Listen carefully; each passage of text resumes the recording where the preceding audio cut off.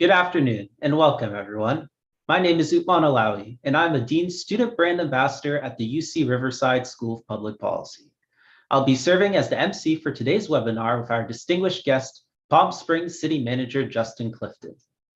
This webinar is brought to you by the UCR School of Public Policy and its Dean's Brand Ambassadors. My peers and I are delighted to host this event and provide this service for the general community.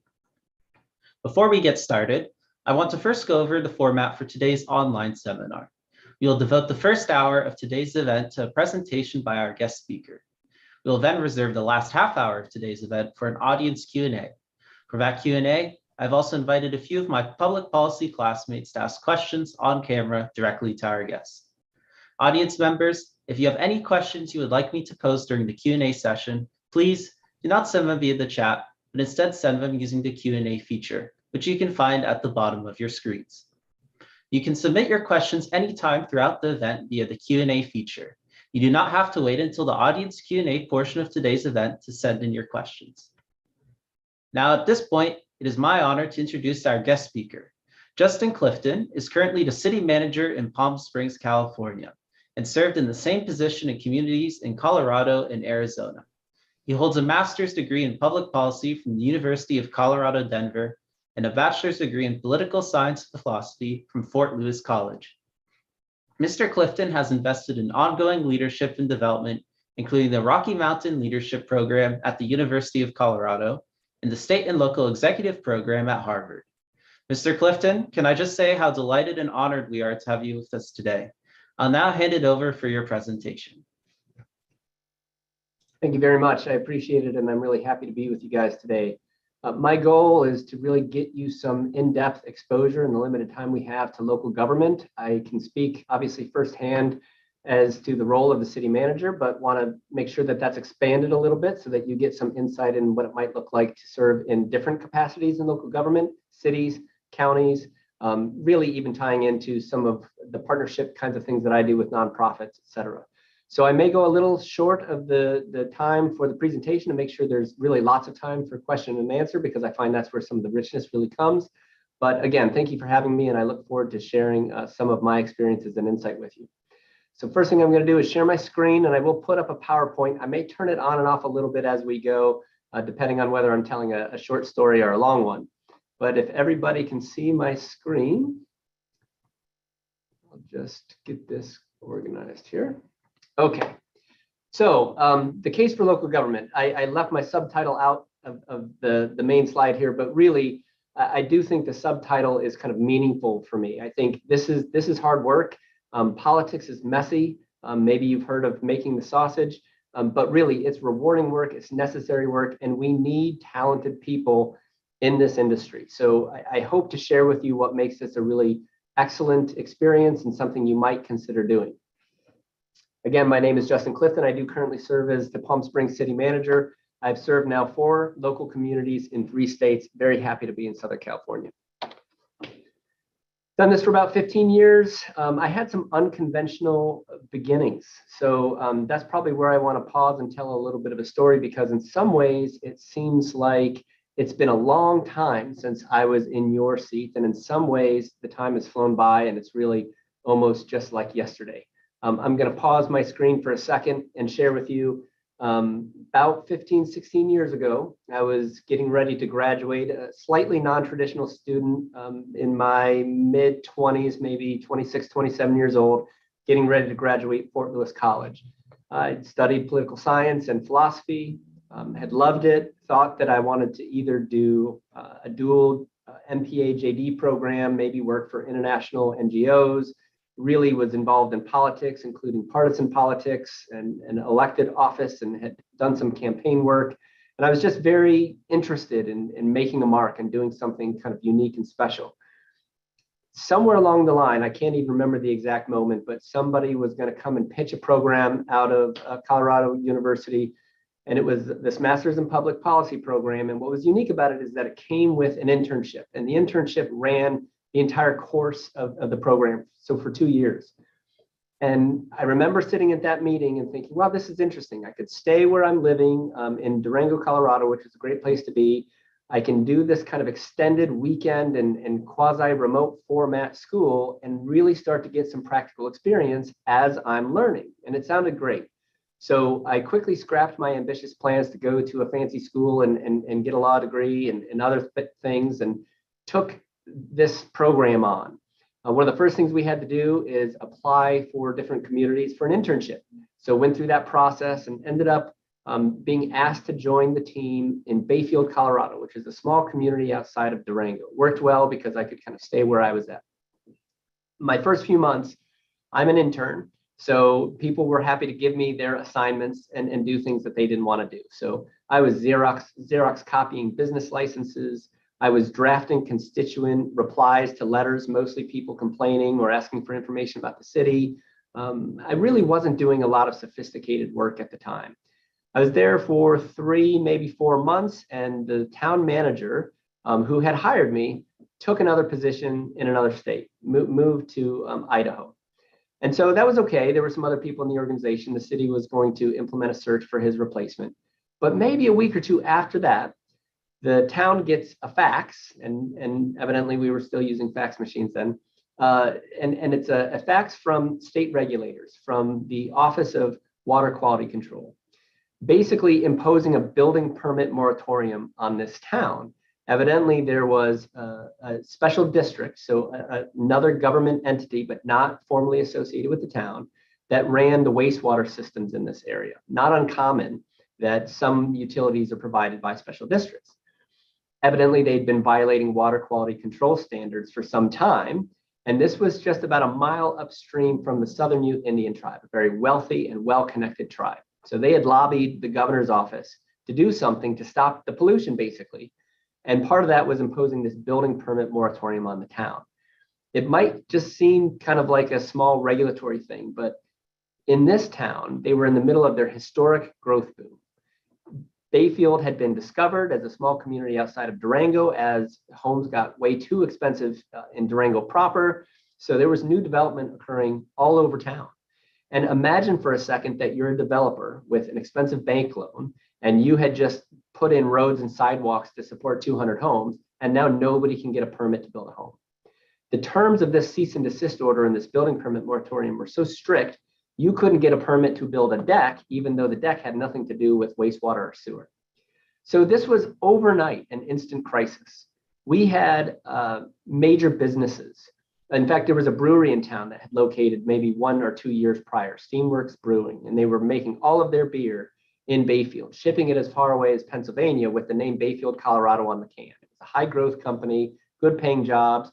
We had discovered that they were a big problem with the sewer plant, a big reason that this sanitation district was violating water control standards. So overnight, this new business becomes part of the problem. And we're trying to tell them they might need to invest hundreds of thousands of dollars to mitigate their impact, even though they had just agreed to come locate in the city. The school district was a major violator because they have all those kids in the cafeteria and things generating a lot of waste, but we're paying very little into the system. The developers, as I mentioned, were saddled with these big bank loans and couldn't sell their properties. Even at the individual level, we had residents or soon to be residents. One couple I remember in particular, they said, boy, we're ready to build our dream home. We're staying in an RV. We've already moved to Bayfield. We've already sold our own home. We were ready to get our building permit in the next day or 2 days, and now we can't get it. And nobody knows how long this is going to last. It was literally overnight turmoil for this community. Relatively small team, an elected council. There was a police department, public works, a small staff, and everybody's looking around asking the same question. What the heck do we do? And really, there weren't a lot of answers. There were a lot of questions. There were a lot of angry people, but not many answers.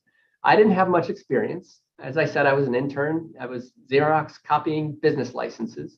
I'd had a little bit of experience in leadership, but not a lot. I'd done a little bit of, management and things like that in businesses, running restaurants and things. I had served as student body president. I had an ex officio seat on the board of trustees. So I'd gotten an opportunity to see some sophisticated people work, but I had no real experience. What I saw was a problem. And as I started to dissect the problem, I thought that I saw solutions. So I started to just propose to anyone that would listen, well, Shouldn't we dissolve this sanitation district, this governmental entity, and acquire it so we can fix it? And don't we need to kind of ingratiate ourselves to the Southern Ute Indian tribe so that they might agree to relieve some of the pressure? And shouldn't we lobby Congress to get some money, because frankly, we don't have nearly enough to fix the problem? And don't we need to empower our community stakeholders to understand the problem and to be part of the solution rather than just pounding their fist on the table? So slowly but surely, we started to develop a comprehensive strategy to bring this small community out of crisis. At the same time, that town council had been prepared to find the replacement for the town manager, had actually gone through a selection process, had picked someone to take the job, and for one reason or another, even after the selection, he never relocated and took the job. So all the while, we're doing work, we're solving problems, and just trying to muddle through. At some point, the town board, the mayor in particular, comes to me and says, "Why didn't you apply for the town manager job when it came open?" And I said, somewhat humbly, I said, well, Mayor, I'm the intern. I've been here a few months, and up until a couple of months ago, I was, working the fax machine and writing constituent mail, and that was about it. I don't know that I'm qualified. And he said, okay, that might be true, but I see the work you're doing, and you're solving problems, and you're demonstrating leadership, and you're bringing people together, and it's working. So I want you to apply for the job. So I did. And a long story, somewhat shorter, I started thinking to myself, okay, I don't have a lot of experience. I have almost no resume, but I'm here. I'm a known quantity. I'm doing a good job. And maybe, just maybe, if I absolutely nail the interview, I could get the job. So I was psyching myself up for this. One evening, we're at a town board meeting. The council decides to go into executive session, closed session. It's not open to me and not open to the public. I don't know what's going on. I'm 2 weeks away from the interview, and I'm just still in this process of ramping up and practicing and psyching myself up for this. And then they come out of closed session, and to my surprise, they say, "Justin, we'd like to offer you the job." Didn't have to interview, didn't have to go through the process. They were impressed enough by what they had seen that they promoted me, the intern, probably the bottom rung of the organization, and then thrust me into the top position overnight. And on one hand, it was super cool. I mean, I expected maybe 5 years, 10 years, I'll work my way up. I mean, it was the dream opportunity, right? Just in the right place at the exact right time. There was a moment, of course, when I thought to myself, I don't know, that night, the next night, like, what have I done? What am I going to do this? I have a police chief and a finance director in their 60s. I'm in my 20s. All the counterparts I know in the area that have my position are at least in their 40s, if not their 50s. How is this possibly going to work? Well, anyway, that was about 15 years ago, 16 years ago. And somehow here I am. I love the work. It's been dynamic. So one thing I'd certainly want to say is when you have opportunities to get involved in an internship, a shadowing program, or anything like that, please take it. You just never know when it may change your life completely.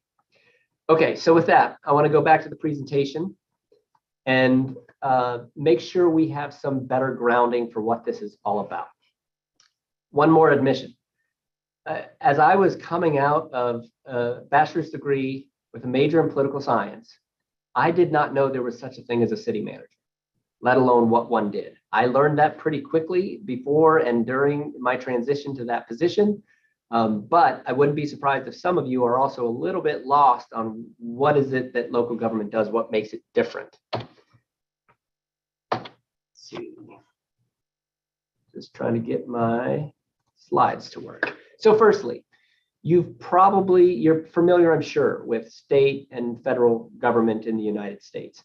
It's important to recognize that local government is really different. So in most places, we follow what is called the council manager form of government. The exceptions are really big cities. New York City, LA, they have what is called a strong mayor system where the mayor really plays the role of chief executive. But most communities, including some pretty big ones like Phoenix and Dallas, utilize this council manager form of government. And I think this is really cool. And it's one of the things that makes working for local government different and, in my opinion, better. So this form of government is really only about 100 years old. And it might sound strange if we take it for granted today, but really it was meant to overcome cronyism, institutionalized power, And it was meant to be an objective approach. It was thought of the way we think of a CEO of a company.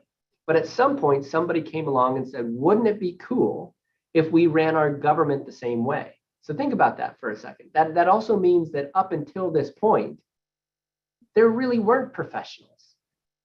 There were people muddling their way through, getting elected, appointing their friends, and doing their best to make government run with little professionalism. That's changed a lot in some ways, and in some ways it hasn't. But this is a unique form of government. There are checks and balances, but the blending of the executive and the legislative branch is unique. I'm appointed by a council that's elected by the people. So the chief executive, which is me in this case, is appointed by the legislative body rather than being elected separately like a governor or a mayor would be. Pretty interesting. I found this quote kind of just captures the moment. So there's an organization called the International City Managers Association, or it's actually Management Association. And at some point back in 1927, they said this: you managers are the exemplars of a radically different idea in municipal affairs. The idea that intelligence and scientific method has a place in city government. I mean, I'll say that again. The idea that intelligence and scientific method has a place in city government. Just 100 years ago, that was a brand new concept. For this reason, you have laid upon you as heavy a responsibility as ever was laid upon any similar body of men. Today, we would say men, women, and others for sure. So it's a different system. What is it? What do you do in local government? I break it down to three primary functions: policy, management, and public relations. I really think of the manager in particular as the person in the middle of it all. I'm appointed by a council, yet I'm also responsible to help train the council. I'm connected to the staff and I direct the staff on what to do, and yet also have to listen to what they need, sometimes lobbying council on behalf of staff, sometimes lobbying staff on behalf of council, sometimes translating concerns I hear from the public to staff, or translating what I learned from the staff back to the public. So it's a little bit all over the place. I'm in the middle, and there are lots of other role players that have very important jobs that make it all happen. And most of them have some component of one or all three of these things. So policy work, I work directly for a council. A council is an elected body. They do run on merits, and voters do have the capacity and the opportunity to hire good ones and reject bad ones. But let's be honest, I work for whoever's elected. And I can tell you I've worked for some interesting people because they won. They were popular enough. Maybe they even run unopposed. But the bottom line is you don't know who you're going to get. You wake up one day and there's an election, and now you work for that person. And their perception of local government, good, bad, or indifferent, is almost certainly incomplete. They don't really know the system. They most likely didn't train in it. They didn't study it. Some of them never even attended meetings before they decided to run. So it's pretty interesting that they're at the top of the org chart. That's part of that council manager form of government. The elected officials are closest to the public and the most accountable because they're elected and can be unelected. But we need to help those folks do the job and do it well. So there's a big component to policy about research and delivering information, providing options to the council. They might have an idea of what they need to do to improve a community, right? They might know that they want more parks, that they want more arts and culture, they want more police, you name it. But how do you go about doing that? What are the best practices? Where is there evidence that something works? And where do we lack evidence that something works? Think about mask mandates. Think about vaccines, right? And not to touch that political lightning rod. But you see what I'm saying. At some point, you have to bring objective information to the table, and in a way that's compelling so that a council who's not otherwise trained to do this job makes good decisions. A lot of what I do is describing outcomes, right? If a council says, we'd like to open up a homeless shelter in our area. Okay, I understand that's a needed thing. We're actually doing something similar to that in Palm Springs right now. But what's likely to happen? Because sometimes those elected officials, community members, stakeholders across the board think that the outcome will be one thing when maybe it's actually going to be another. And so it's important for those of us that have seen this done or that study other communities that have been through this before, describe for everybody involved what's really likely to happen.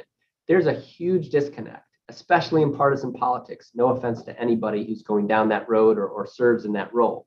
But often there's a huge disconnect between the idea of doing something and the actual outcome.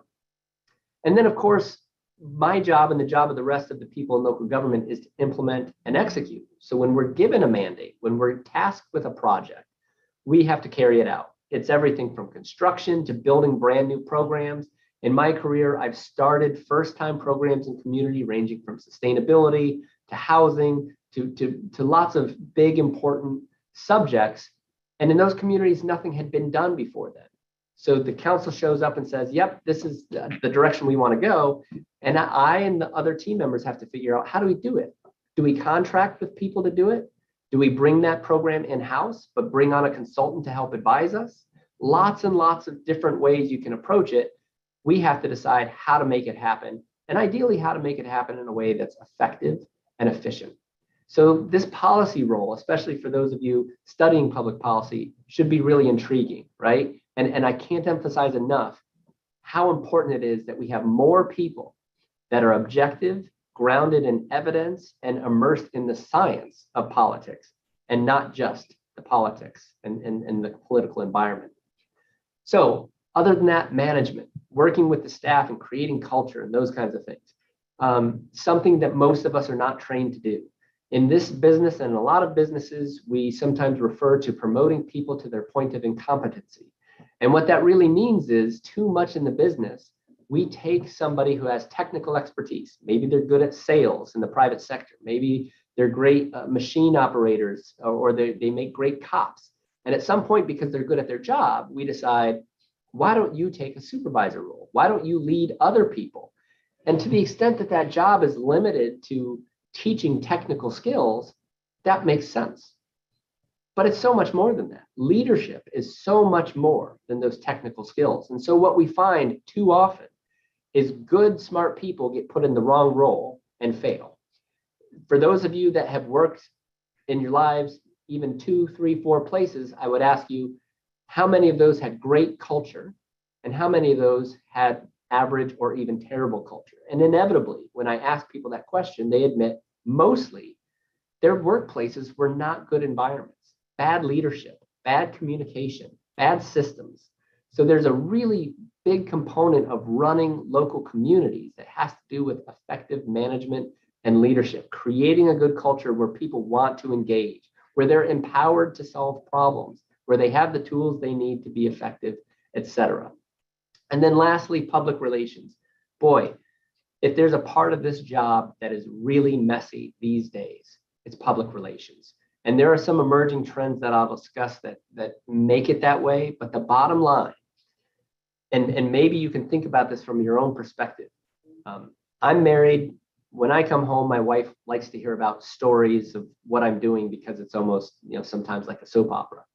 But despite the fact that she's married to a city manager, if I asked her how many of the things that the community is doing she cares deeply about, she would say virtually none.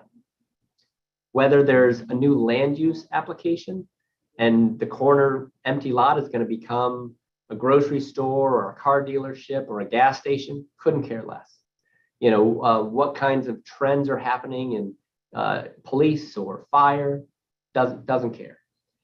But everybody cares deeply the moment something really hits their front doorstep, right? So the thing across town, the thing across the street, maybe not a big deal, but as soon as it hits close to home, child is on the playground and a faulty piece of equipment leads to an injury. Now that parent cares, right? You try to access maybe your local business and you try to access an assistant program, but you find the program too clunky and you never get your stimulus loan or something like that. Big deal. So we've got this struggle that most people don't want to engage in a general way. They don't want to be civic minded, so to speak. But the moment something really impacts them, not only do they care, but they want what they want and they want it right now. And they're generally not willing to compromise. Now, I'm painting the community with somewhat of a broad brush, and it probably sounds a bit negative, and I don't mean it to. There are some really wonderful partnerships and relationships that form with members of the public, and the public is the reason we're here. We are in the business of building communities for people to live, real people. So that participation matters tremendously. But it's difficult work. It's messy work for some of the reasons I described and others. People come in at the 11th hour and say, wait a second. I know you've been talking about this for 3 months, but I just got here and I missed it and I want to participate. Can we start over, please? Right? We have people sometimes not understand that what might be a big problem to them is a small problem to the organization. I had an individual here in Palm Springs actually say, I've got a puddle in front of my house. There's a low spot in the street and the water accumulates there and I don't like it. It's ugly. It detracts from the value and appreciation of my property. And he was adamant. He had been contacting the organization for the previous, 1 or 2 years. The team had unfortunately been giving him some false promises that maybe some of this work would be done. And at some point I had to deliver the bad news, which was that the puddle wasn't actually a big deal. Homelessness is a big deal. Crime is a big deal. The puddle can't really help you. But to him, that was the only thing he'd ever asked for. He'd never been to a community meeting. He didn't exert a lot of demands on the team or the organization. And now the one thing he asked for, I say is too small and can't help him. You know, that dynamic is ever present in democracy. We're trying to serve a very broad and diverse group of people. And inevitably, in every single decision we make, somebody's unhappy. So there's a lot of strategy involved in how do you keep people informed? How do you engage them? How do you fold them into the decision-making process? To what extent? And then how do you deal with things like complaints? One of those people complaining might know a city council member. They might become a city council member. So you really have to be careful. You want to listen, you want to learn from people, but you also want to help them understand what they may not understand about how the city works, whether their request is reasonable or unreasonable, et cetera. And then, of course, there are unlimited opportunities to collaborate and partnership. One of the reasons I love this work is because it's so dynamic. One day you might be dealing with an issue, land use issue, and it involves a local tribe, and it could involve state air quality, and it could involve some local groups that are into conservation, as well as a handful of departments that have a say in how the property gets developed, a planning commission, which is comprised of ordinary residents who come on to play a role, the city council, and every day the composition of the partnership and those in the collaboration changes. It's incredibly dynamic. And for that reason, public relations and relationships in general are really just super important. So I gave you kind of the ordinary rundown, policy role, management role, public relations. And I think you know that at the local government level, we do things like police and fire and roads, public works and parks. And that stuff's incredibly important. But what I think is more important, if you look around the world, and especially here in the United States, you take on problems like climate change. And who's really leading the charge? It's mayors, it's councils, it's managers, it's local communities. Who's leading the effort to address social justice and equity? I mean, certainly federal policy, fair housing, and those things, incredibly important. But it's Palm Springs that has the ability, thinking local, to start a reparations program to address a component of equity that's unique to our history. And all we need is the wherewithal and the political will to do it, to make something like that happen. Economic development, what are people going to do when they grow up in a community or they move to one? What is their job? Is there a job available? Does the job pay well? How, if you don't have enough high-paying jobs, how do you get them? Do you start with education? Do you start by recruiting an entity? Do you foster an environment ripe for entrepreneurship? Do you invest money directly? Do you do it passively through things like tax breaks? I mean, there's an infinite world of economic development strategy, but think how important it is in your community that there are jobs for people and that they pay enough.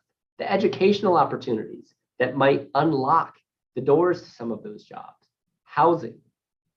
I'd be surprised if housing is an easy issue for anybody on this call. And it's not an easy issue for most people in any community. The cost of housing has so greatly outpaced our growth in wages that it is increasingly harder and harder and harder for people to have their basic needs met. Shelter. How important is it in our local communities that we're driving good housing policy? And it has to do with the fees. It has to do with the standards, the land use standards. What can you do with a piece of property? How many units can you build on it? It has to do with whether or not you're willing to subsidize that housing, and if so, how. So again, infinite world of strategies to address something that is so fundamentally important. There are big federal programs, there are big federal dollars, there are big state programs. Very recently, the state of California basically said local communities can no longer truly have single family zoning where you can only build one home. And they forced the issue on local communities to be able to divide larger lots into smaller ones and do things to create more housing. But it's the local communities around every turn, it's counties and cities that are going to decide what gets approved, what gets built, and to what extent we're focusing some of our resources on making those homes affordable. So again, local government, critically important. And things like arts and culture too. You've grown up somewhere, maybe multiple places. Maybe it's where you're going to school currently. Maybe you came from another state. I'm sure you've traveled and visited family and things like that. We all go to these places where we think, boy, wouldn't this be a great place to live? Some of that is, climate and things that have nothing to do with building community. But so much of it does have to do with museums, theaters, parks, playgrounds, river trails, mountain trails, skate parks, you name it. So that level of community building isn't just a hobby. It's not just recreation.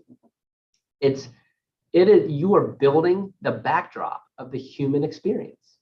Here in this country, it's local governments and communities that are building that backdrop, the places where we live, why we have some of the jobs we have or don't have, the educational opportunities, the amenities.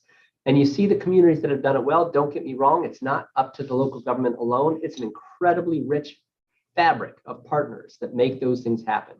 But almost all of those at some point in time go through the local government and the local community for approval, for support, to adopt regulations, to make it more or less likely that you build a great community and not an average or a struggling one. And we've seen the rise and fall, right? Detroit was at one point built on the automotive industry and manufacturing. And then suddenly those things started to go to the wayside and that community became terribly depressed. Now they're doing some other things to foster a resurgence. Palm Springs is in vogue right now. Not too long ago, it wasn't the vibrant tourist community that it is, which meant it didn't look as nice and the hoteliers weren't making as much money. They weren't investing money. So on and on and on. I'm kind of saying the same thing a lot of different ways, but the bottom line is the work we're doing is incredibly important. And there are not a lot of people who have their sights set. Not a lot of people, not myself, including myself, decided while in school, I want to go work for local government. I want to be a city manager, or I want to run a department. I want to address equity. So it's really important that talented people with the background, with the training, get into this line of work. I want to talk a little bit about some modern shifts and trends that kind of underpin what this is like today and maybe how it's different. An important one, instant information or sometimes misinformation. There's nothing that we can say or do that doesn't get twisted and manipulated by somebody on social media instantly, right? Sometimes that's right out of the gate. We'll have an incident downtown, maybe the police response, and someone will say, oh, I heard that there was a shooting. Maybe there was no shooting. Or we're planning on making a decision on whether or not to allow fulfillment centers or distribution centers in the city, and it gets twisted into something that it's not. And yet, remember, I talked about the public relations and all this collaboration that's necessary. Think about trying to do that with people that have clout, sometimes power, right? Residents that can threaten to unelect council persons, stakeholder groups that have, kind of carved out areas of influence that they hold on to dearly. External jurisdictions like tribes, like state governments, like neighboring governments. Think about trying to do all of that complicated work with misinformation, without a common set of facts. That's easier when we start to talk about the partners that are committed to this line of work, the jurisdictions and the stakeholders. But for the residents who are most impassioned, by the ones that are most proximate to something happening, a land use decision, making changes to a park, whatever, half the battle is correcting misinformation. And frankly, half the time we do, people look at us and say, I don't believe you. Think about the COVID debate. Same thing. Masks. Do they work? Do they not work? I'm not getting into that debate. But for anybody on either side of that debate, you probably know where you stand. And before you hear much information, the other side is wrong. And think what it would take to convince you of something else, right? We are entrenched in those positions these days. Another trend, less emphasis on technical expertise. So we're seeing kind of the democratization of everything, right? I mean, this is true of medical care. How many people have diagnosed themselves on WebMD, right? Who needs a doctor? You can type in, I've got a cough, I've got this or that. What's my problem? What do I need to take? Well, the same thing's happening at the local government level. It used to be that we really kind of revered some of the career servants, public servants, and we understood that they had expertise. We believed what they had to say.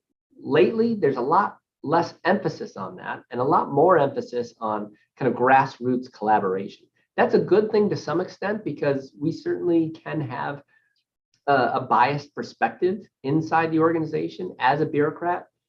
At the same time, we risk losing too much of that insight that comes from technical expertise and dismissing it either as misinformation or opinion, and then building entire programs, building entire projects on the foundation of something that's not actually real, right? So that's an interesting shift and trend that kind of comes along with some of the instantaneous information and misinformation.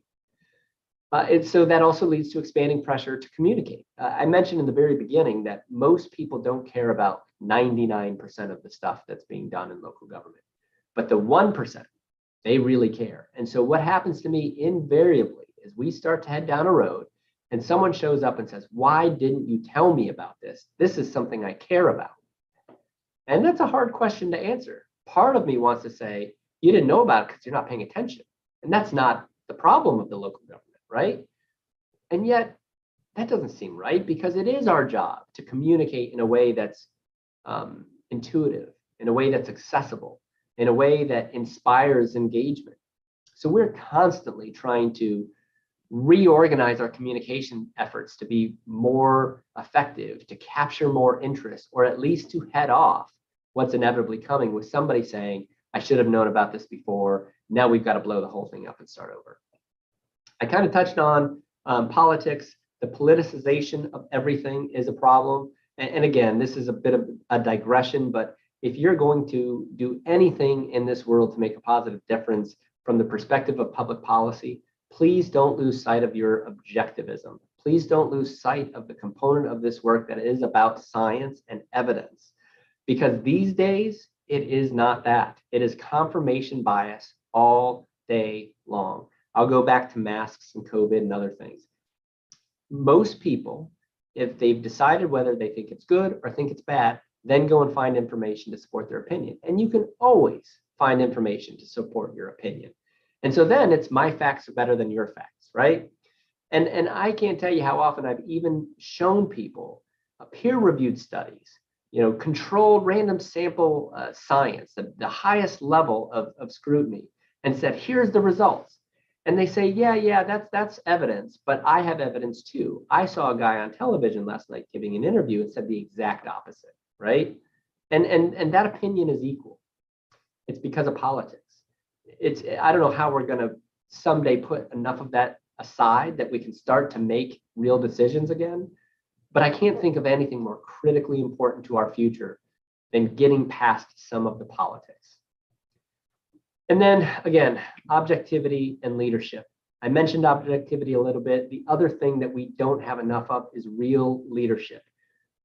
We have a lot of people in this line of work that are pretty good at systems, that have technical expertise. They can run the equipment.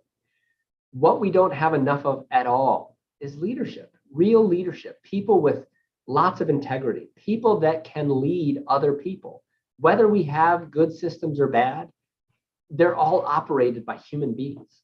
And human beings are making the decisions, the critical decisions that are going to have an impact on our community. Without leadership, you could have the best ideas, you could have the best systems, you could have everything right and just fail miserably. So it's really important, and this isn't taught enough, in my opinion. I don't know how much you've been exposed. Maybe you've had component pieces of leadership, but it's interesting to me that we teach people about budgets and we teach people about good research, but then we put them eventually in positions of leadership and we ask, so who taught you how to do this piece, right? If you're designing a project, you might say, well, I'm a PE. I went to school for engineering and I passed the test, and now I know how to design things. But when you ask somebody in a leadership position, how did you learn it? They never say that. They never say, well, I went to school for leadership. It's emerging more now. It's more common than it used to be. But most people I know that are in a leadership position, a position of authority, and I should mention, you don't have to be in a position of authority to be a good leader. Anybody can be a good leader. But it is especially important for those people with authority. And when you ask them, how did you learn how to do this? I'm rarely satisfied with the answer, right? Well, I kind of learn as I go, and I worked under some people, and I went to a conference and I took a class. I went to one conference and I took a class, not even a class. I went to a session. It's not enough. So whatever you're doing, whether you aspire to higher levels within an organization you may find yourself or not, please invest something in understanding what it means to be a good leader. We need more of them. That's really all I have to try to give a brief overview. I'm well short of the hour, which I think is good because I think we can have a great conversation with Q&A, and I can expand on anything I've touched on, or I can divert attention to other things that are of interest. Again, what I want is to make this very real. So please, there are no questions that are out of bounds. If you want to ask something that would make me feel uncomfortable, bonus points, frankly, because if this is something you're thinking about at all, or just really want to know more about how it works, it's got to be real. So please ask some open, honest questions, and I'll do my best to provide a good context and answer those questions. I put my email on the screen. I'll leave it up for just a few more moments. I imagine I can email this PowerPoint slide and it can be made available. I've worked a lot with interns. I was one, as I described in the beginning. It's really important to me to connect to people that are inspired by this line of work and to help them grow. I have some great advice for those that are interested in what else you can do to position yourself to have a good job in this line of work and to grow. So I can touch on that in some of the Q&A. But besides that, if you have a question about anything, you can email me and say, hey, I watched your thing and I have another question. And I will do my best to help you or point you in the right direction. So thank you very much for indulging me and listening to me rattle on and on about what I do in local government. And with that, I'd love to end my share screen and I can field some questions. Yeah, thank you so much, Mr. Clifton, for that amazing presentation.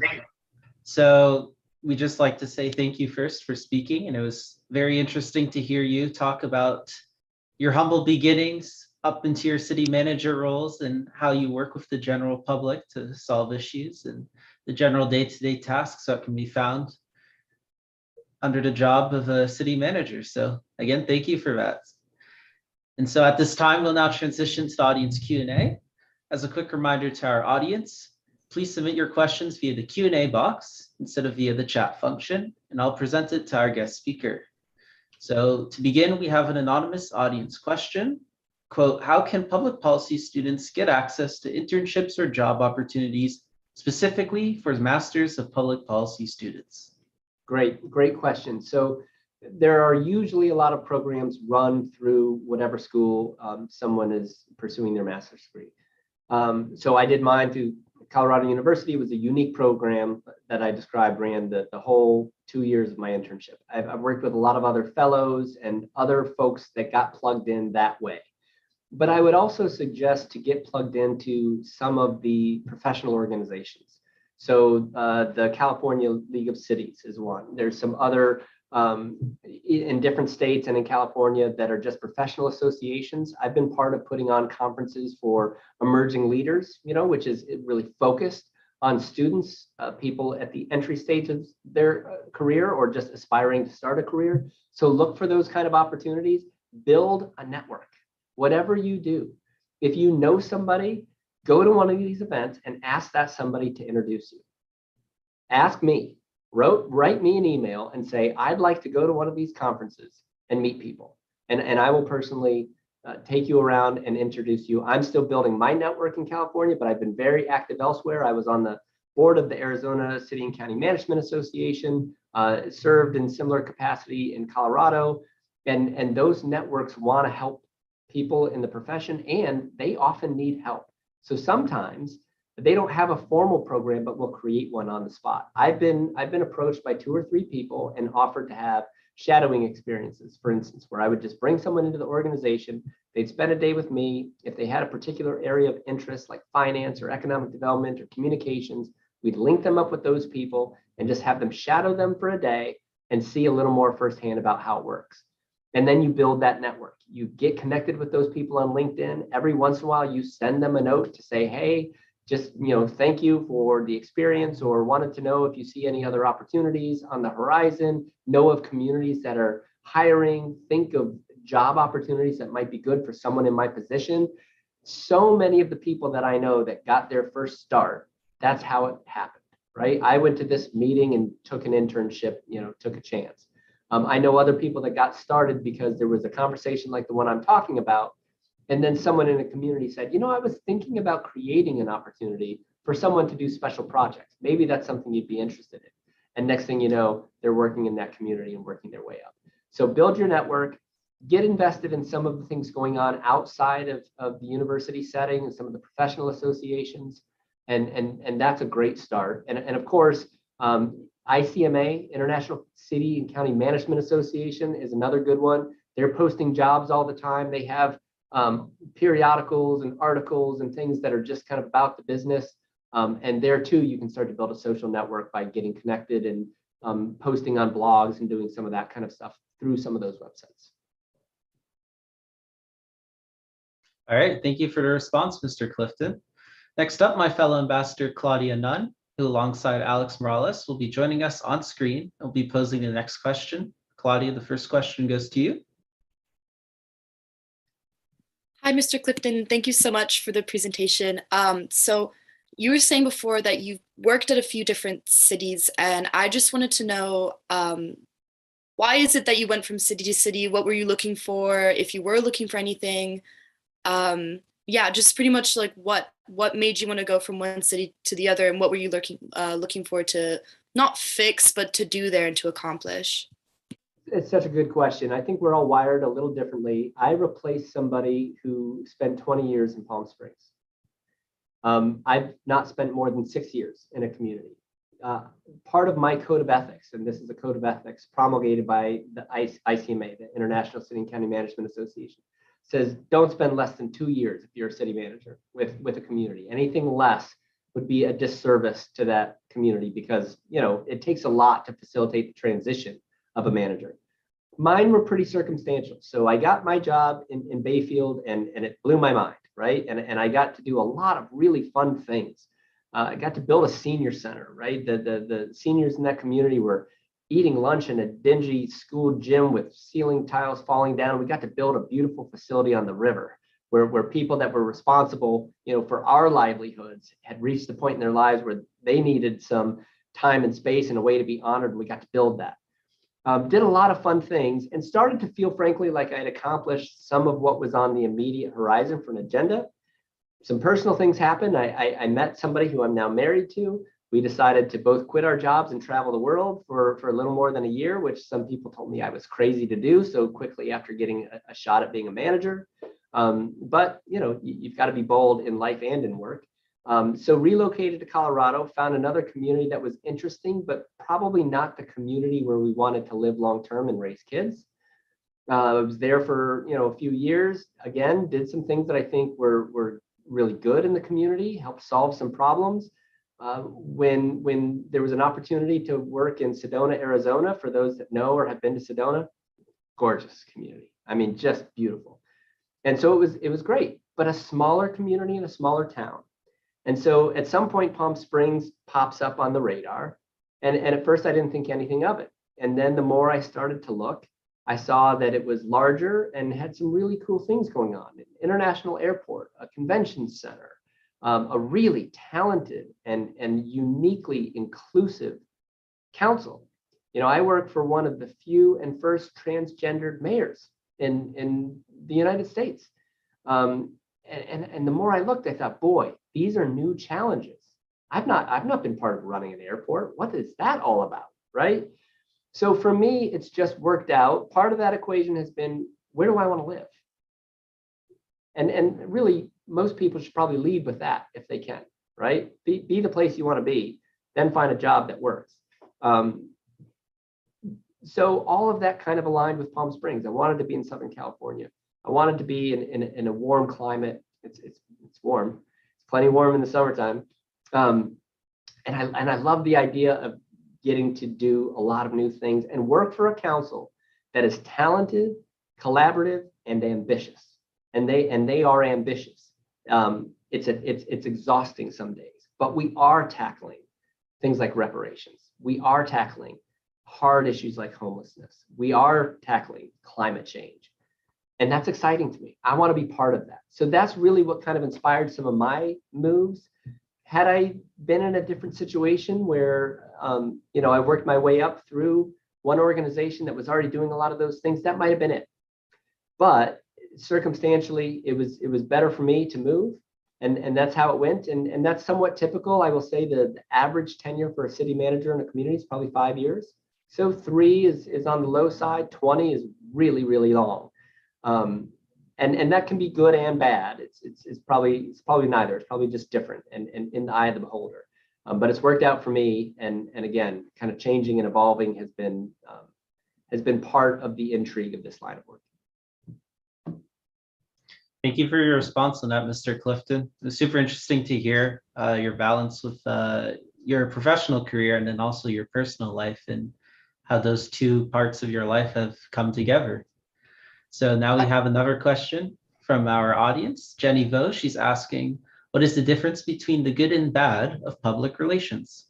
Oh boy.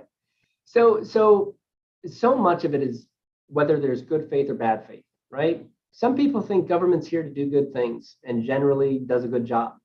And some people think government gets in the way and generally is inept.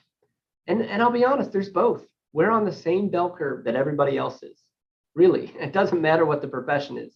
There isn't an industry or a type of service or work that is immune to the bell curve. A lot of, for whatever reason, a lot of it is mediocre. Some of it's excellent. Some of it's terrible, right?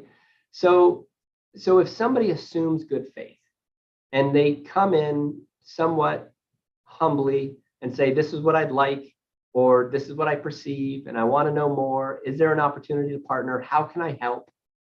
Those become really rich partnerships.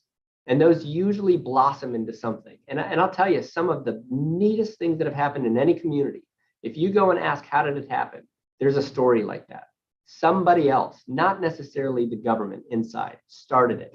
Somebody said, I used to skate as a kid, and we don't have a skate park. And now I have kids, I think we should have a skate park. And that was the seed, right? Or somebody else that has an affinity for a museum and has been successful at raising funds says, I have an idea on how we can restore a building and build a museum, but it's going to take partnership and I'm going to need help from the local government. That's all good faith. And frankly, even for people that don't engage that way, if there's just a general appreciation for the hard work that gets done and the importance that government plays in people's lives, it's generally a good relationship. On the bad, the difference is really people that assume bad faith and they come in having confirmed a bias, right? They say, well, I've seen a piece of broken equipment on the playground. I assume you've known about it for a long time, but you don't care. So what are you going to do about it? And that's how the conversation starts. I work hard not to return volley and say, well, I can understand you might not think that we care, but actually we really do, but we didn't know about this. Or it's on our list, but we've got a lot of other things to do that are more important. That's one of the hardest things for people to understand. We have pressure coming at us from every direction. Everybody wants something.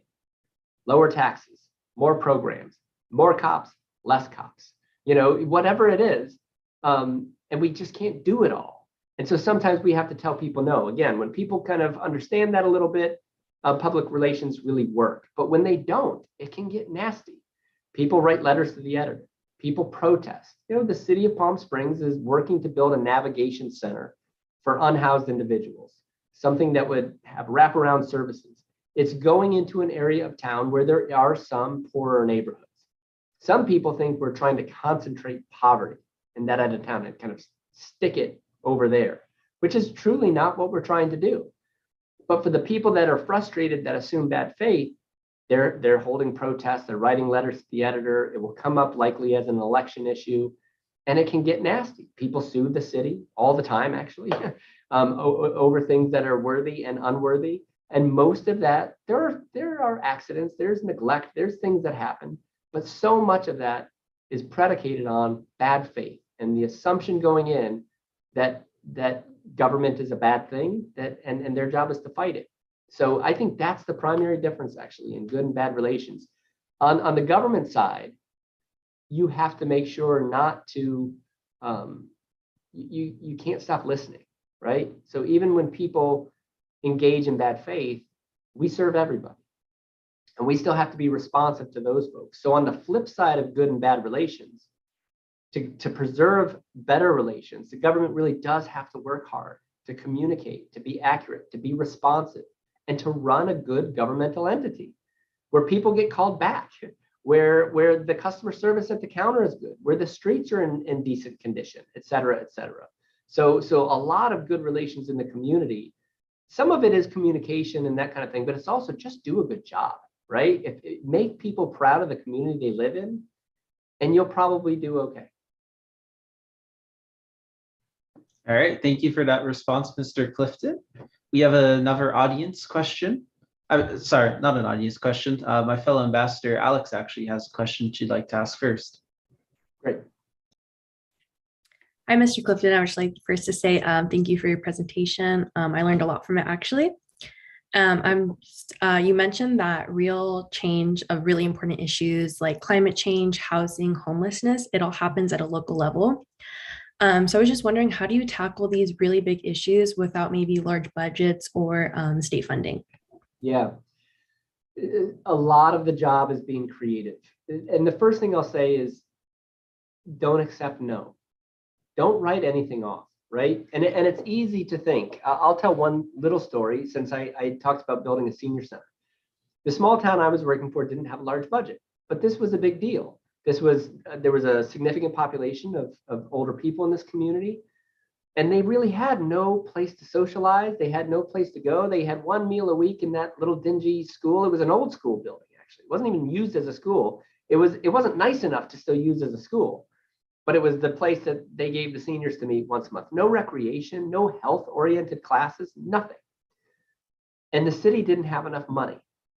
But I think I benefited from being naive, right? Because I just thought, well, how does this happen anywhere? No, everyone must not have money. So let's roll up our sleeves and figure something out. So we went to the county and said, county, can you help? And they said, it's funny you mention it because we have a small parcel of land that we're about to move out of. And maybe we could give you that land, but only if you're committed to build a senior center. So great. And then we started looking at grants. And sure enough, there are all these private foundations that offer grants, and some of them like to fund senior programs. So I think we must have gotten 7 or 8 or 9 grants, totaling a few $100,000, maybe 5, maybe 6. Took that to the town council and said, I know we don't have a lot of money, but if we can match some of this money, we can be effective getting grants. And then lastly, we created, I was just literally making some of this stuff up. I wasn't a good fundraiser at the time. But we created little packets of information. We created kind of a sales pitch. And I brought some of the seniors that would benefit from this facility, and we started going to banks. And we started dropping off our packet of materials. Lo and behold, most of these banks have some sort of a giving program. It's part of their strategy to grow public relations in the community. So we get $10,000 from Bank A, $10,000 from Bank B. I would go back to Bank A and say, hey, we got $10,000 from the other. If you want to be a higher level sponsor of this, maybe you can give us a little more. BP, that had a big presence in the area for natural gas, pitched them, and they decided to make it a prominent piece of their giving. I can't remember exactly how much. So we pieced it together, piece by piece by piece, because we were going to continue to take the next step one way or the other. And we continue to sit down and think about, at any crossroads, what else can we do? How else can we make this happen? And that's how so much public policy gets done. Money absolutely helps. And to the extent that we're kind of playing Sim City here, you do have to think about your economy and your tax base, and you have to feed those systems so that you have the money to do the other things that you need to do, right? That's important. But if you reach a point where you think your hands are tied, figure out a way to do something a different way, right? If you got a nail, but you don't have a hammer, use the end of the screwdriver. Figure it out. Be creative, and don't say no. And the other thing I'll say about that is, it does help to be a good communicator.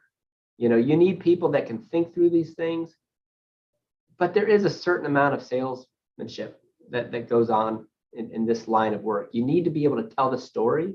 You need to be able to inspire people to see your vision, to explain why it's important, and to motivate people to act, whether that's to give money, whether it's to give property, whether it's to donate their time, whether it's to just get on board, whether it's just to get out of the way. You need to be able to explain why it's important, why it matters, not just what you're going to do, how you're going to do it, and why it should be done. You get that down, you will find people are willing to partner with you, and collectively with them being creative, there's probably nothing that can't be done, despite limits on things like money. All right, thank you for that response. Now we have a question from the audience. Genesis asks, what is the biggest difference between a city manager and a city/urban planner in their roles? Great, very good question. And it's a really good question, I know, because I can't tell you how often I tell people I'm a city manager, and then maybe they're introducing me to the next person and they say, oh, it's a city planner. Actually, totally different. So among all of the functions that we have in local government, the departments, one of them is planning, right? And planning is dealing with land use. It's dealing with where are the residents going to go? Where is the commercial going to go? Is it going to be a mix of uses? How tall should the buildings be? It's everything about the developed world in a community. That generally, those decisions, those codes and standards, and the people that have expertise in that area generally live in a planning department. And the director of that department is called the planning director. The city manager is generally the chief executive officer, meaning generally a council appoints two people, generally. The city manager and the city attorney. The city attorney is the legal advisor to the elected body and sometimes has a small staff to do the variety of legal things that need to be done. But the rest of the organization reports to the city manager. So I have a planning director that reports to me, or what might be called a city planner, as well as, you know, police chief, fire chief, parks and recreation, and all those other positions. So generally the distinction is the manager runs the day-to-day operations and oversees all of the departments. City planner is generally one of those director level positions focused on land use and urban design. All right, thank you for that response. We have another question from the audience, from an anonymous attendee who says, thank you for alluding to the political climate. And it does scare me to work as a public servant, but how do you work with problematic residents? So there's a whole world of literature on this now, and it's an emerging topic in professional organizations when we go to conferences and put on sessions. There's a few things that I think are important. Number one, remember the bell curve, right? You're going to have a lot of people that might be frustrated, but they're not truly the really difficult people, the people that are going to get in your way and make things hard. For those, I think you can speak with them rationally. And even if they don't believe you and they're not happy, they'll go away and they'll stop bothering you. The people that are so angry and persistent that they won't, there's nothing you can do. So partly partner with the people that are willing to partner with you and keep your head down. Now that's easier said than done, because some people can figure out some very effective ways to get in the way. They can sue. You know, we have environmental clearances like CEQA. CEQA, California Environmental Quality, you know, basically to make sure we don't ruin the environment or trample on people as we build things and develop. It's really easy to sue over CEQA, like other environmental policies at the national level. So that's one way that they can do it. I mean, they can protest, they can, I can't tell you how many petitions I've seen in my day. Everybody thinks a petition is going to really, you know, hold a lot of influence and sway, and it doesn't always, but it's a way that somebody can kind of create attention to an item. So you don't want to divert too much attention. For those people on the bell curve, you do want to take a crack at saying, hey, look at this a little bit from my perspective. One of the things I think we fail to do in this line of work is we see that the people are at the top of the organizational chart. So we find it audacious and insulting to inform them about how things actually work, especially if it means telling them they're wrong. But then how does anybody learn how this thing works? And there's a way to do it tactfully, right? So someone comes in aggressive and says, I can't believe this, I'm so frustrated, nobody's done this work. The first thing I do is empathize and say, oh boy, I can understand why that would be frustrating. I'm so sorry that that's what happened. What you may not know is that this work actually doesn't belong to the city. It belongs to a completely different jurisdiction, and they've been defunct for a long time, and we've been trying to, you know, resolve it, and, you know, whatever the circumstances. Some of those people will be okay and they'll go away. You do have to get a little more strategic for the people that are really going to, you know, protest and throw up obstacles. And sometimes you have to play the game. In Sedona, 70% of the people in the community wanted more sidewalks and bike paths. They wanted to be able to maneuver around the city without getting in a car or putting their life on the line. But the neighbors in any given area found that to be the single biggest threat that they could think of. That was just the dynamic, and it's not uncommon. So at that point, we started to think, if we go in and just say, here's your sidewalk, the advocates aren't going to show up because they want it. But if we're already planning on doing it, you know, problem solved from their perspective. But the locals who don't want it will show up, and it will make it seem to the council and to the press that reports the stories that everybody's against it. So instead, let's create a group of residents who are advocates. Let's let them lead the process. Let's let them own a piece of it so that their pride is on the line. Let's have them be the ones to deliver the message to council. So it's not some bureaucrat who came up with the idea, but it's a local resident. Let's have them engage with some of their neighbors and try to convince them. And that became really effective, right? So you never get out of the role players involved here, the residents, the affinity groups, and stakeholders, your commissions and subcommittees, your council, your staff departments. But you can also use those in a way to kind of help you get something forward and overcome the same role players that would be throwing up obstacles. The other thing I would say is generalized information. It's easy imagine you're at the city council and there are only 10 people in the room and all 10 get up to say what you're planning on doing is terrible. Well, that's public opinion. The people have spoken. Well, maybe not. So maybe you administer a general survey. The reason I know that 70% of the people in Sedona want a bike pass is because we asked them through a scientific random sample survey. And then we can present it to council to say, we understand some neighbors perceive this as a threat, but we also know that the community really wants this. And we were able to cut through some of that noise. So there are a lot of tactics. That's probably more about being effective than just dealing with difficult people. But in some cases, those same strategies do help you kind of mitigate the impact from those negative people. And then at some point, honestly, because this job can take an emotional toll, It's hard to face people who tell you on a daily basis, if you make me wear a mask, you're going to ruin my life. If you don't make my neighbor wear a mask, you're going to ruin my life. If you know, and that kind of hyperbole is out there, and it's on every issue, from climate change to homelessness to police, defund the police, don't defund, you name it. If on top of that, you let the angry people get you down, you're not going to last very long in local government at any level, certainly not in a management role. So you also have to find a way to celebrate your successes with those that are willing to partner with you, and plug your ears to some of the noise. If you know you're doing the right thing and you've already asked yourself, what am I willing to sacrifice to do this thing that I think is right? Some of my reputation, some of my likability, et cetera, then once you've made that decision, keep your nose down, get the job done, block out the noise. All right, thank you for that response. Now my fellow ambassador Claudia has another question for you, Mr. Clifton.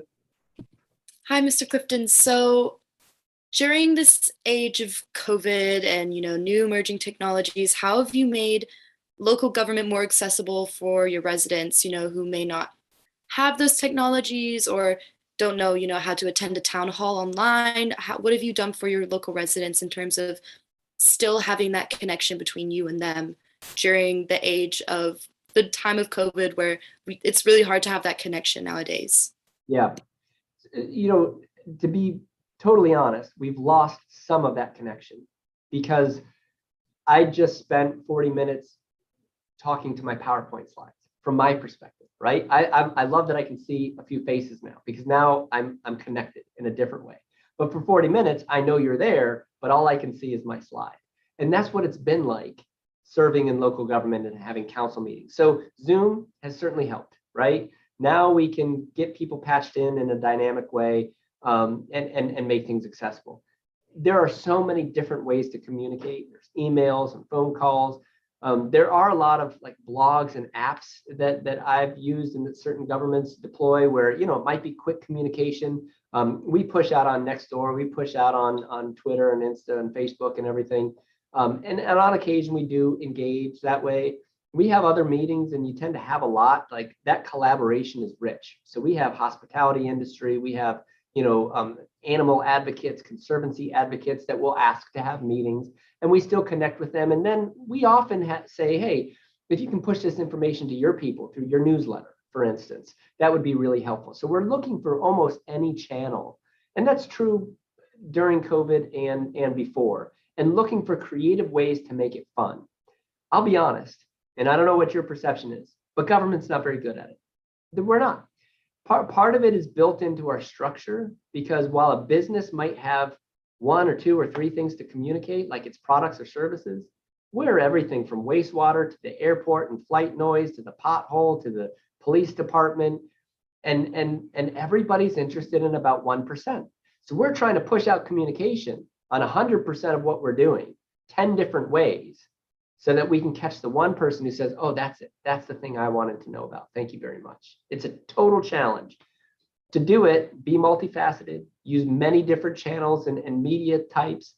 We should be, and we're starting to do more video and more infographic and other things that are more tempting to engage with. And again, multiple versions of technology, including, nothing really beats a regular old meeting. We hired a police chief recently, and we're going to have some outdoor meetings with people, and we're going to put up some maps, some heat maps with crime that's occurring in their neighborhoods, and ask their opinion on what we need to be doing. And we will have more people there than we will have on the blog posts, but you do them all so that the person that doesn't want to go, stand around outside still has a way to engage. So you just try to be really multifaceted. And we'll retain some of what we've only found through COVID, especially Zoom. It used to be you go to the council meeting, and believe me, there are a handful of diehard people that are just can't wait to go to a council meeting, listen to the whole thing. But mostly that's not it. So now if we retain Zoom, even after COVID, people can turn into the item they want to hear about. They can listen while they're having dinner or taking care of the kids. And that does create a lot of access. Right. So we're starting to rethink. I really personally love the idea of as we return to more in person, if it's an important subject and we want engagement, maybe we should have childcare on site. Maybe you should be able to drop your kids off for the single parent, for the parents who can't otherwise attend. Are we doing it in the evening? Are we having engagement on the weekends? Are we meeting people where they're at in their neighborhoods, at their local park? Or are we saying you got to come into council on our time? And if you're busy, too bad. So thinking dynamically about the way to engage, multiple channels, multiple opportunities, times of day, days of the week, et cetera, is the way to optimize your likelihood to reach people and get engagement. Some of that is COVID specific, some of it isn't, but that's what I would say are kind of the key tactics. All right, that was super interesting to hear about. Now we have another question from the audience. Crisilda Terporton asks, what are some soft skills a city manager should try to have? Ooh, so I mentioned leadership. Leadership is critical. And if you were to ask me, well, what do you mean by that? I could tell you in a couple days, but I couldn't tell you in a couple minutes, right? It's multifaceted, it's dynamic. So I don't think it matters so much what kind of leader you want to be. There are concepts out there and frameworks, right? Servant leadership, where your goal is really just to help support other people. I'll be honest, there's still a need and a craving among most teams that I've been on to also have a different kind of more active leadership, where somebody can say, I think this is the vision. I think this is what we should be doing. To still collaborate and engage and say, is that right? Or how do we get there? But not everybody wants to be helping you build that from the ground up. So sometimes the servant leadership, you're a little too far removed when what they want is vision. So whatever, be the right kind of leader for you, but invest in that. And that does tie into people skills. And boy, if there's a phrase that we probably should stop using because it's overused and vacuous, it's people skills, right? That's every generic interview. I have people skills, but you need people skills. I've spent time studying personality type indicator frameworks, right? I've introduced training to teams, usually simple training, but there's one of those framework systems called colors. You're one of 4 colors, and it tells you kind of how you process information and what's important to you. The blue personality is very emotive, driven by personal circumstance and how people feel. They're the ones, when you sit down to solve a problem, even if it's about a system, are going to remind you, yeah, but how do people feel? How are they impacted? Others are maybe the real logical type, right? Or overly analytical, whatever it is. It helps to know something about those things. I'm not the blue personality. I come into work and I get started working. But when I became exposed to those frameworks, I thought, you know what? If I know I've got someone in the office who's one of those blue personalities, I should stop and pause and ask them how their life is going. How, they took their cat to the vet last week. How did it all work out? And to the blue, that is what tells them that we're okay. If I just walk past and go to my office, they're pretty sure they're in trouble or something's wrong. And now I'm all of a sudden ineffective, not for something I've done, but for an opportunity that I lost to connect with somebody. So people skills, understand leadership, understand people skills, and communication. If you find it difficult to communicate, maybe speak publicly or whatever it is, join a Toastmasters, practice. You get good from practicing. If it's really hard the first time, it'll be just a little easier the second, maybe the third, maybe the fourth. Do dry run and rehearsals, ask for feedback from friends, but get comfortable communicating your ideas. Sometimes it'll be in small settings where the introverts among us, I am one, by the way, feel a little more at ease. But sometimes it won't be. Sometimes you're going to be in front of a council, in front of an angry crowd, and you've still got to give a compelling discussion, presentation, or something if you want to have influence on that group. So get really comfortable with communication skills as a soft skill. Those are the big ones that come to mind. A lot of people will tell you that those are more important these days than technical skills. I kind of believe that. I also like generalist problem solvers. I've had some people in the course of my career that were managers of finance teams that I said, can you go and manage the land use team? They said, why? I know finance. I don't know about land use. I said, yeah, but you're a good leader. and you're good with people and you communicate effectively and you're a good problem solver, if you do those things, you learn the technical component pieces, right? So this person who's now the manager in Sedona, when I left, and she, I asked her to go oversee a different department. She did so willingly because she had those soft skills. She could solve problems. It didn't matter that her background was finance. She ended up doing some other things, and now she's running the city. All right, thank you for that response, Mr. Clifton. We have another question from the audience. Kevin asks, how do you identify and support the best level of checks and balances on power in local government? Oh, that's an awesome question. Because people don't understand the roles, right? I spent some time outlining the key dynamics of a council manager form of government, where I am on one hand a check and a balance on the executive, on the legislative as the executive. On the other hand, I work for the legislative. So how do I do that, right? Similarly, council is really responsible for policy, but these are neighbors that got elected by their neighbors to serve in office. So when a neighbor comes and says, why wasn't the trash picked up, which by the way has nothing whatsoever to do with policy, they want to get involved. So the lines are blurred is the point. So once you really understand that system, number one, you can't lose sight of your integrity. I will be fired for the right reasons before I do the wrong things, right? I had a council member once call a police lieutenant on her cell phone and say, yeah, my wife got a speeding ticket, and I'm just guessing that the officer didn't know that she's my wife. And when I learned about that, I thought, okay, this is one of my bosses. What do I do? And it didn't take me long. So that's an integrity issue. So I conferred with the city attorney. I talked to some colleagues because I wanted to be strategic. I didn't want to alienate this person. I didn't want to ruin the relationship, but I had to address the issue. And so with help from the city attorney, we brought him in with the mayor and said, here's everything that happened.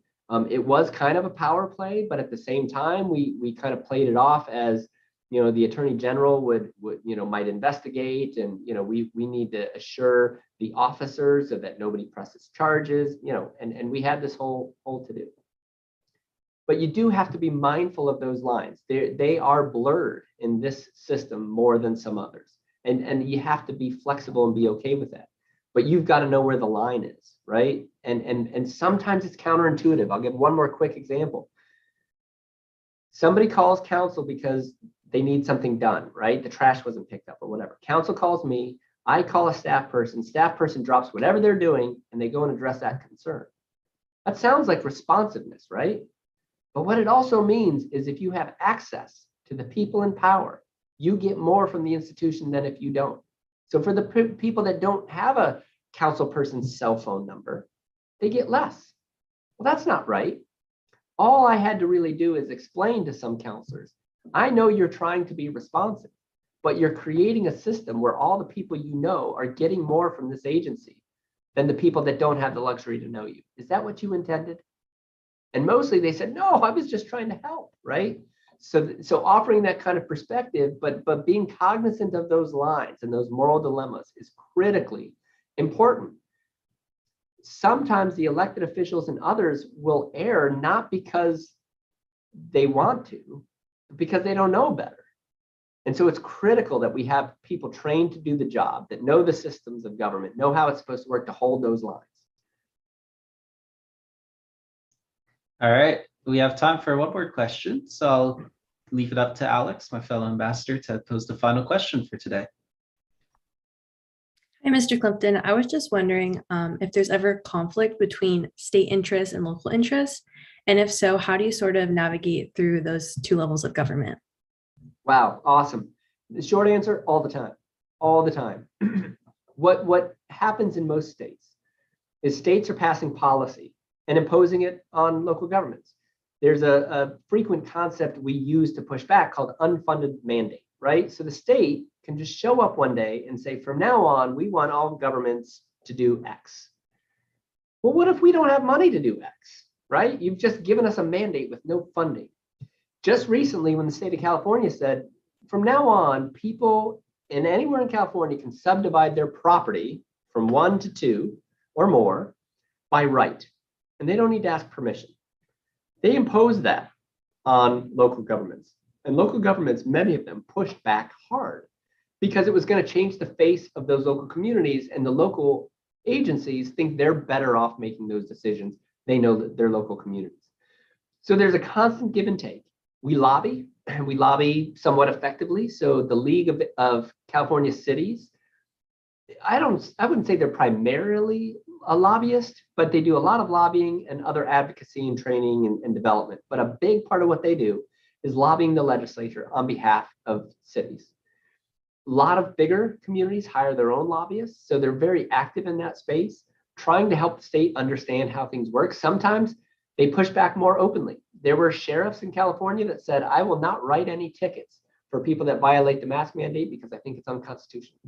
I'm not saying that's right or wrong, but that's another example of kind of, pushing back. So that dynamic, and really this is true of all jurisdictions, right? Neighboring jurisdictions, larger agencies like state and feds, smaller ones like special districts. There is this tension. It's always made better by keeping good relationships. So part of what we do is get together, create a table, and confer periodically to make sure that we're fostering those relationships and that people are more likely to assume good faith, back to that kind of good relations component. But it's full of tension. The state wants to do good work too. All the people that get elected only want to do good work, but they have a different perspective because they're looking at the whole state. It's a blunt instrument. At the local level, we have the luxury of using a more refined set of tools to get work done and to differentiate between, the little nuances, our town versus another town. But even then, somebody else might feel like, well, what you did worked for most neighborhoods, but it doesn't work for us. And it's impossible. You don't work your way out of that, right? There is no perfect policy. So if you go into it with that understanding too, you again extend a little good faith. You understand that everybody's only trying to do the right thing. You build the good relationships, and then when you need to, you exchange information and you lobby, and you try to be effective at influencing that process because it's going to influence you. All right, thank you for the response to that final question, Mr. Clifton. Unfortunately, this is the end of our allotted time for all questions. Thank you everyone for joining us for today's webinar. Our deepest gratitude to the City Manager of Palm Springs, Mr. Justin Clifton, for taking the time out of a very busy schedule to join us today. We'd love to have you back in the future, hopefully for another seminar. Thank you so much again for your time and your work. Special thanks as well. Yep. Oh, sorry, if I can real quickly, thank you for the opportunity. I would love to come back anytime. And please, I hope someone takes me up on the offer to reach out so that I can help get you started if this is what you want to do with your career. Yeah, I'm sure that you've certainly opened up the door to potential opportunities for all the attendees today. So we thank you for that. So I'd also like to extend a special thanks as well to the students in the planning committee for this event, Claudia Nunn and Rayan Kalam. Thank you for your work, and as well as to Alex for joining us as a forward-facing panelist. Audience members, we hope you'll join us for our next online segment of our City Manager series next Wednesday when City Manager Mike Lee of Moreno Valley joins us for a webinar. You can learn more about these events hosted by the UCR School of Public Policy by visiting our website, spp.ucr.edu. Additionally, you can also learn about our Masters of Public Policy program, as well as our new combined BA/MPP program. Thank you all for being with us today. We look forward to seeing you at a future SPP event soon. Until then, goodbye.